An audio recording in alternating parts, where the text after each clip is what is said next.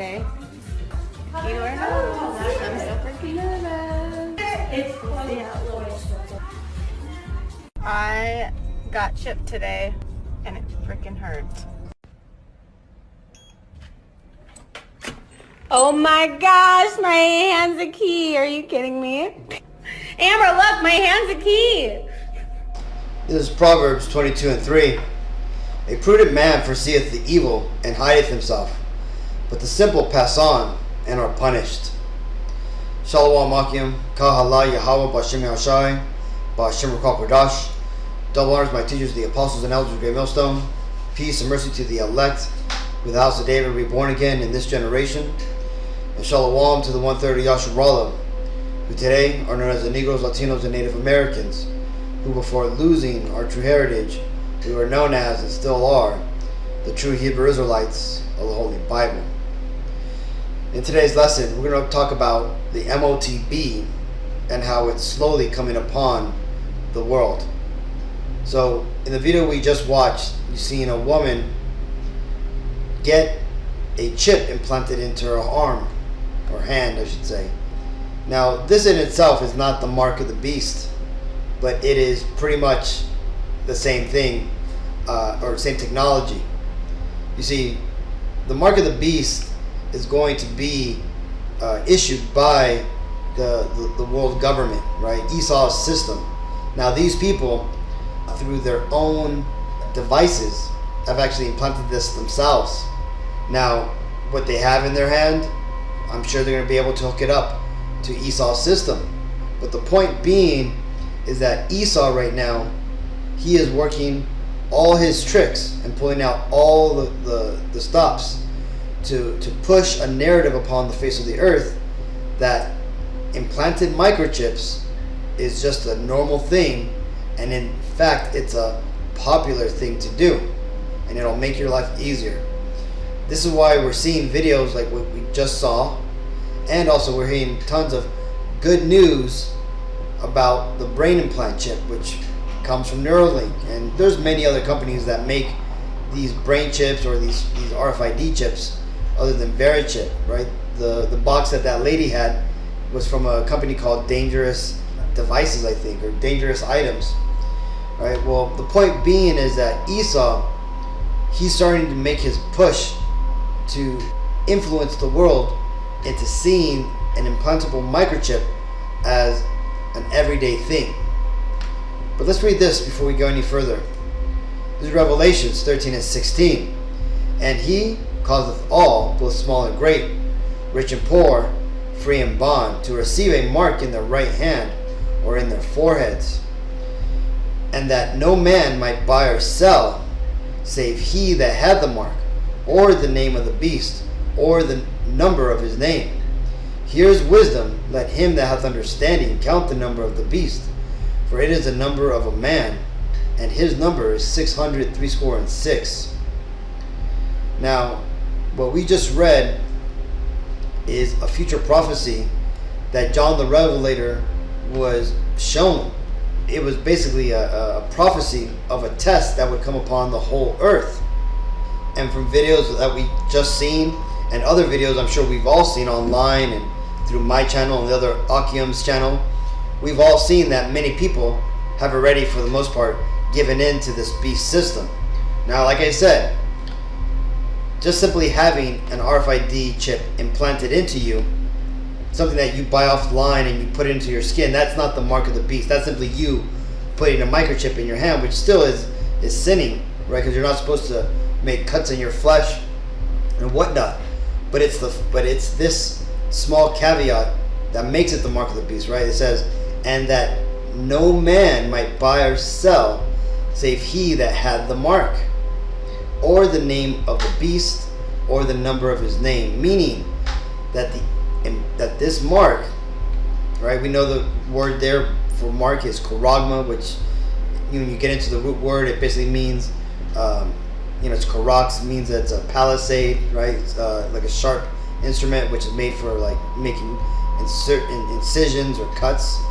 Well, this RFID implantable chip will be combined with a system that's going to tie you into the system, okay? That is the beast system, or what we're seeing being pushed out right now as the FedNow digital CBDC, central bank digital currency blockchain system, okay? Which is basically going to be all around the world, right? This is why all nations right now are moving to that ISO 2220 standard, which basically lets all banks around the world that are now adopted onto it be able to transfer between all banks, okay, and do it in a digital manner. Now, again, so what we're going to start seeing more and more going forward is more people pushing this, right? You're going to start, like right now, these are just, I'm sure those techie couples have a small fan following, right? Hence why the videos were out.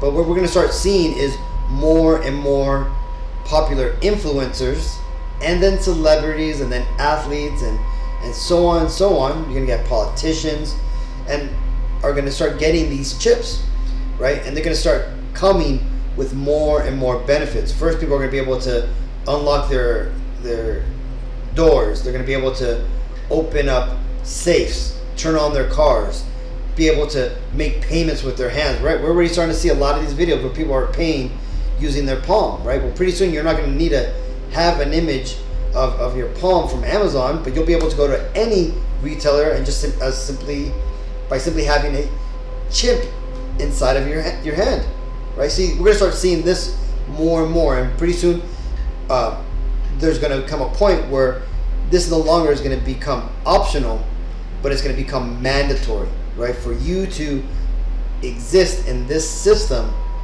for you to continue to use the digital signatures, the digital money, you're going to have to accompany your digital wallet, your CBDC system with a biometric identificating asset. That would be having an implantable chip in your body, okay?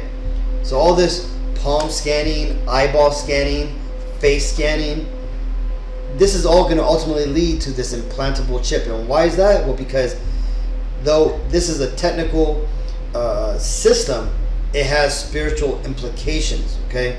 When you take an incision from your so-called master and you agree to his terms, you're basically spiritually tying yourself to him for the rest of your life, okay? This goes back to a law in the Old Testament that if a slave wanted to leave his master, or did not want to leave his master, right, he would tie himself to his master by performing a ritual of having a needle pierced through his ear into the house of the master, okay? Well, by you getting the implant of a microchip in your hand or your forehead that is issued by and connected to this beast system, this American NATO worldwide digital system, you are now going to tie your soul, your body, to Esau, right? And when the Lord comes back, he's going to have no option but to see you as part of this abominable system, and you're going to have to be destroyed because of it. This is Revelations 14:9. And the third angel followed him, saying with a loud voice, if any man worship the beast and his image, and receive his mark in his forehead or in his hand, the same shall drink of the wine of the wrath of God, which is poured out without mixture into the cup of his indignation. And he shall be tormented with fire and brimstone in the presence of the holy angels and in the presence of the Lamb. And the smoke of their torment ascendeth up forever and ever, and they have no rest day nor night, who worship the beast and his image, whosoever receiveth the mark of his name. Here is the patience of the saints. Here are they that kept the commandments of God and the faith of Yahweh Shai. So again, Akim, we continue to repeat this over and over again, right? As the apostles have said, right? This is a game of repetition. We have to constantly keep drilling this into our people, because I could attest to it. The more and more you watch these lessons, the more you get these affirmations, right, by the brothers speaking these words to life. it makes it easier to stand up against this devilish system, right? It gives you the strength, and it gives you the memory that you need to remember and be convicted when you hear these things come to pass, okay? There are a lot of people out there that when these snake bites were being issued and supposedly being made mandated, that they folded, right? And they fell for Esau's trick. And why? Because, well, they had no conviction in them. They didn't have the faith in them because they just had maybe heard, about not getting it or certain things like that. But this is why we're always making videos about the mark of the beast, because this is one test you cannot, mess up, because if you do, then that ultimately means you're destructive. Now, what happens is that, I'm sure if you're watching these videos, you know this, I know this, the Akim know this, right? And the 1/3 ultimately is going to know this. But there's a lot of 2/3 of our people, 2 out of every 3 Negro, Latino, Native Americans, they're just not going to get right, okay? And this is one of the reasons here, right? This guy, his name was Yuri Bezmenov, right? And he was an ex-KGB informant. Here, let me just read it. Yuri Bezmenov, from 1939 to 1993, was a KGB informant and disinformation expert. He defected to Canada and is best remembered for his anti-communist lectures and books in the 1980s.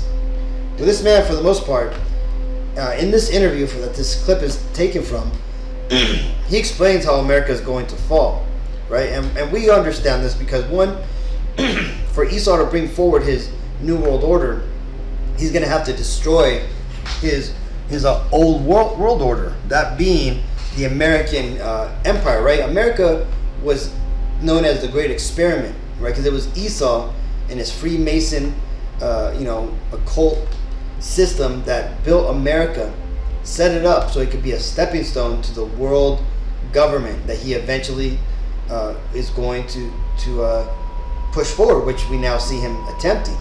Well, Yuri Bezmenov went through and explained how, for the most part, Russia has won already, right?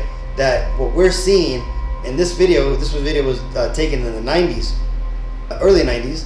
He had said that what we're seeing in the schools and in the universities about this lighthearted reception to communism and socialism that's being pushed in the universities, and the slow degradation of the morals across America, even back in the 90s, was all a sign that the demoralization of America was well underway. And he had explained that it was, for the most part, too late to do anything because this was implemented into the youth, and the youth had already been educated in this system.